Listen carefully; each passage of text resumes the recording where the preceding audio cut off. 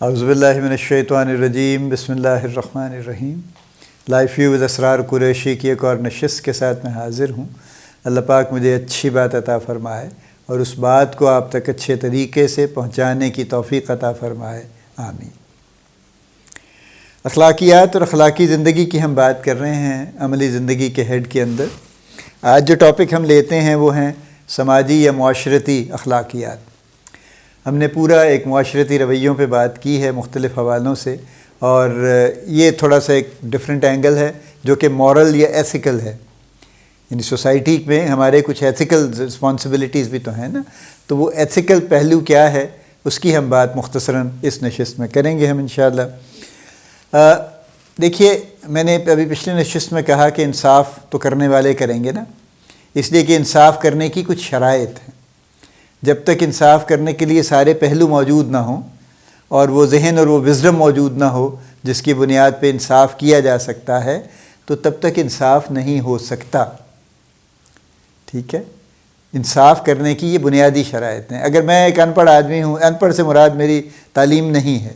میرا مطلب ہے کہ میں ایک عام سا آدمی ہوں اور مجھے نہیں پتہ کہ کون سے معاملات کیا ہوتے ہیں، اور میں لوگوں کے درمیان انصاف کرنے بیٹھ جاؤں تو مناسب نہیں ہوگا، میں کچھ نہ کچھ غلط ہی کروں گا، ایکچولی اچھا نہیں کر سکوں گا۔ یہ جو جرگے کا کانسیپٹ ہے، پنچایت کا کانسیپٹ ہے، یہ کلیکٹیو وزڈم کا کانسیپٹ ہے، یعنی کراؤڈ وزڈم کی ہم بات کرتے ہیں۔ اس پہ کتاب بھی بڑی اچھی کسی نے لکھی ہوئی ہے کراؤڈ وزڈم کی۔ تو کلیکٹیو وزڈم یا کراؤڈ وزڈم ایک دوسرے کی کمیوں کو پورا کر لیتی ہے۔ یعنی اگر پوری پنچایت بیٹھی ہوئی ہے 10 15 20 25 لوگوں کی، اور اس میں سے وہ پنچایتی جو ہیں، جو پنچ جن کو ہم کہتے ہیں، جو جرگے کے ممبر ہیں، وہ ظاہر ہے ہر کوئی اپنی رائے تو دے گا، لیکن اس میں سے مختلف رائیں جب اکٹھی ہوں گی تو جو بھی جرگے کا سربراہ ہوگا یا پنچایت کا سرپنچ ہوگا، وہ پھر اس بنیاد پہ، وہ ایسے ہی ہے جیسے کورٹ لگی ہوئی ہے نا، کہ کوئی ادھر سے حق میں بول رہا ہے، کوئی اس کے خلاف بول رہا ہے، کوئی یہ دلیل دے رہا ہے، کوئی وہ دلیل دے رہا ہے، اور جو ہیڈ ہے وہ بیٹھ کے سن رہا ہے، اور اس کے بعد ان دلائل کی بنیاد پہ وہ ایک فیصلہ سناتا ہے، تو وہ ایک اچھا فیصلہ ہوگا۔ اور پنچایت کا سسٹم بڑا کامیابی سے برسوں صدیوں سے چل رہا تھا، اور ہمارے جو قبائلی علاقے ہیں اس میں یہی پنچایت ہے، لیکن اس کو وہ جرگہ کہتے ہیں، اور وہ جرگہ بھی بہت بڑا سسٹم ہے اور بہت ایفیکٹو سسٹم ہے، بڑا اچھا سسٹم ہے ایکچولی۔ ٹھیک ہے، بیچ میں اب بہت کچھ معاملوں میں کہیں پہ آ کے ہمیں خبریں آتی ہیں کہ جی فلاں جگہ پہ جی پنچایت نے یہ فیصلہ کر دیا، جی بڑی زیادتی کر دی، جی انہوں نے کوئی جو بھی کوئی پرانے روایات تھیں اس کے حساب سے جو کر دیا۔ ٹھیک ہے، وہ ان کے اپنے وہ سوشل ایشوز کچھ ہمارے ہیں، جیسے یہ ساؤتھ پنجاب کی اکثر خبریں آتی ہیں، جو وانی کا ایک سلسلہ وہاں پہ چلتا ہے کہ کسی ایک لڑائی جھگڑے کو سیٹل کرنے کے لیے ایک خاندان کی بچی دوسرے خاندان کو ایک طرح سے ان کے حوالے کر دی جاتی ہے، ان کمپنسیشن یوں کہہ لیجئے، ایک عوض معاوضے کے طور پہ اس کے حوالے کر دی جاتی ہے، جو کرول ہے، جو ٹھیک نہیں ہے سسٹم۔ یہ یعنی کوئی بھی مرد ہو یا عورت ہو، لڑکا ہو یا لڑکی ہو، وہ مال غنیمت نہیں ہے اس سینس میں آج کل کے دور میں کہ اس کو کوئی معاملہ نمٹانے کے لیے دے دیا جائے کہ اچھا بھی میں باقی تو کچھ نہیں کرتا، یہ حوالے ہے تمہارے، اس کو تم رکھ لو۔ بہرحال میں اس پہ میں زیادہ اس لیے بات نہیں کرتا کہ وہ ایک پورا سبجیکٹ ہے، وہ بھی ایک پورا۔ لیکن سماجی یا معاشرتی اخلاقیات میں انصاف آن میرٹ، آپس کا جو انصاف ہے کہ ایک دوسرے کے ساتھ اچھے طریقے سے ایسے طریقے سے چلا جائے کہ جس میں انصاف کا پہلو ہو، ایک دوسرے کے ساتھ زیادتی کا پہلو نہ ہو۔ انصاف کا الٹ زیادتی ہوتا ہے نا، ظلم ہوتا ہے بیسیکلی۔ تو جب ہم ظلم کرتے ہیں، جو کہ ہم خبریں پڑھتے ہیں نا کہ جی سو مچ سو کہ جی فلاں 12-14 سال کی بچی کو، گھریلو ملازمہ کو، جو بھی ان کے لینڈ لارڈ تھے، جو بھی ملازم جنہوں نے رکھا ہوا تھا، جو بھی انہوں نے اس پہ تشدد کر کے اس کو بیچاری کو مار ہی دیا، انہوں نے ہلاک ہی کر دیا اس کو۔ تو یہ تو انتہائی یعنی ظلم کی بھی انتہا ہے کوئی، اور یہ ہمیں سوچنے میں بھی بڑی دقت ہوتی ہے کہ کوئی بھی عام شخص اتنا ظالم کیسے ہو سکتا ہے کہ وہ کسی 10-12-14 سال کی بچی کو اتنا مارے، اتنا تشدد کرے اس پر، اتنے دن تک کرتا رہے کہ وہ بیچارہ اپنی جان سے ہاتھ دھو رہے تھے۔ لیکن یہ ہے، دنیا میں ہو رہا ہے۔ تو سماجی اور اس میں سب سے پہلے تو انصاف، ایک دوسرے کے ساتھ اچھے طریقے سے جو چلنا ہے، یہ انصاف پہ مبنی چیزیں لے کے چلنا، تاکہ کسی کے ساتھ ظلم اور زیادتی نہ ہو، نہ ہم کسی کے ساتھ کریں، نہ کوئی ہمارے ساتھ کرے، یہ ضروری ہے ایکچولی، یہ اخلاقیات کا حصہ ہے۔ معاشرے میں سکون قائم رکھنا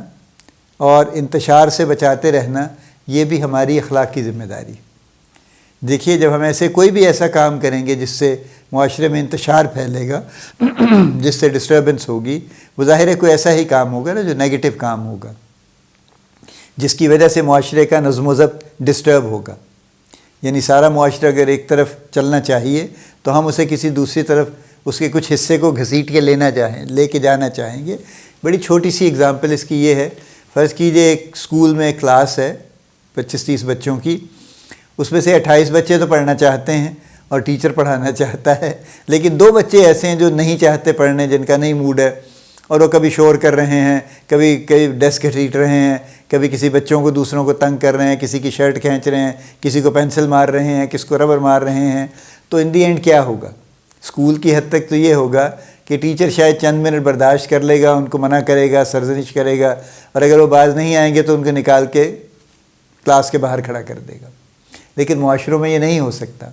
آپ معاشروں میں لوگوں کو باہر نکال کے کھڑا نہیں کرتے، پھر اس کی بجائے آپ باہر نکالنے کی صورت الٹیمیٹلی یہ ہوتی ہے کہ انہیں جیل میں ڈال دیا جائے، تاکہ وہ ایکچول معاشرے سے نکل جائیں اور معاشرہ ان کے یعنی کہہ لیجئے کہ ان کے نقصان سے جو پہنچانا چاہتے ہیں اس سے بچ جائے۔ لیکن ہم اس حد تک نہیں جاتے،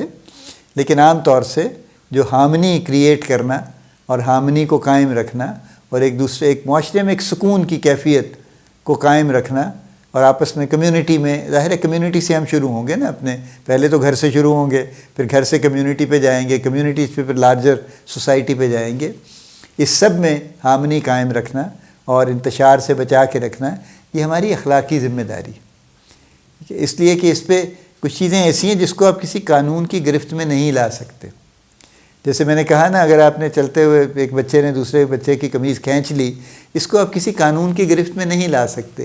یہ جو جرائم جس کو آپ عرف عام میں اخبار میں لکھا جاتا ہے نا، قابل دست اندازی پولیس، کہ یہ وہ ہیں کہ جن پہ پولیس آپ کو اپریہینڈ کر سکتی ہے، پکڑ سکتی ہے، لیکن بہت سے ایسے ہیں جن پہ کوئی اپریہینشن نہیں ہو سکتی، جن کے لیے کوئی لا آف دی لینڈ کوئی ایسا نہیں ہے کہ جو آپ اس کے اوپر اپلائی کر سکیں۔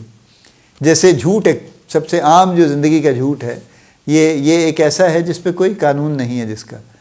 ایک آدمی جھوٹ بول کے نکل جاتا ہے، ادھر سے ادھر ہو جاتا ہے، یا کوئی ایسی جھوٹ بول دیتا ہے آ کے،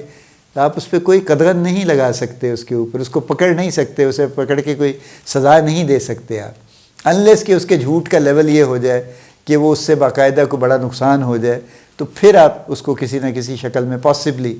پھر آپ اس کو پکڑ سکتے ہیں، پھر اس کو ثابت کرانا بڑا لمبا بکھیڑا ہے ایکچولی۔ ہم تو بات کر رہے ہیں ایتھکس کی، اور ایتھکس میں یہ ضروری ہے، یہ بلٹ ان ہے کہ میں اپنی ایتھکس اپنے پہ اپلائی کروں گا خود سے، مجھ پہ کوئی زبردستی ایتھکس کو اپلائی نہیں کروا سکتا، ٹھیک ہے نا۔ یعنی اسلام بھی ہمیں موریلٹی کی ترغیب دیتا ہے نا، ہر مذہب ترغیب دیتا ہے،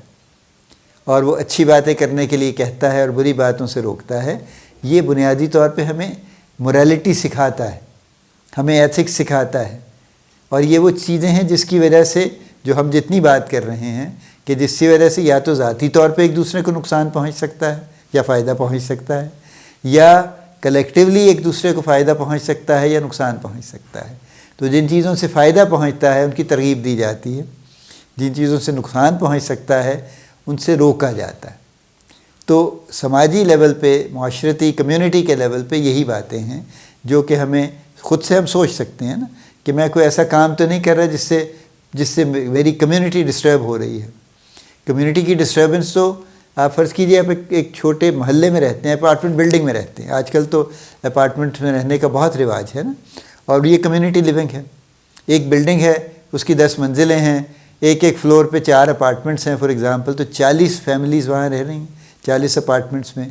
اب اگر ایک کوئی فیملی اس میں سے درمیان میں اوپر نیچے کہیں بھی، اور وہ بلند آواز سے میوزک ہی چلانا شروع کر دیں اور گھر میں ڈانس پارٹی شروع کر دیں اور شور شرابہ شروع کر دیں، تو کتنے لوگ اس کی وجہ سے ڈسٹرب ہوں گے، کتنی اس کی وجہ سے ہارمنی برباد ہوگی۔